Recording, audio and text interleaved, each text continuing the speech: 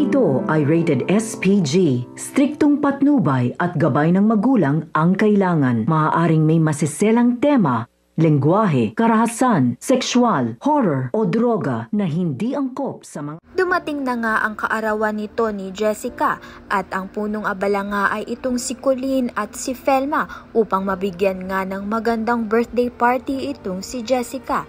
Surprise birthday nga ito kaya naman nga masayang-masaya nga itong si Jessica. Subalit may masamang mangyayari dahil ito ngang si Hazel ay hindi nga nagpatinag. Inalam nga niya kung saan magaganap ang birthday party nga nito ni Jessica upang manggulo nga. Hindi nga matatanggi nito ni Hazel dahil nga naging emosyonal nga siya nang makita nga niya ang venue kung saan gaganapin nga ang birthday nito ni Jessica dahil hindi niya nga ito magawa sa kanyang sariling anak.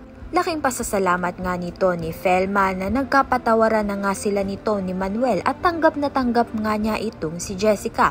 Subalit dito na nga sisirain ni Hazel ang party. Tila ang kasiyahan nga nito ni Jessica ay napalitan ng lungkot dahil nga sa paninirang ginawa nga ng kanyang ina na si Hazel.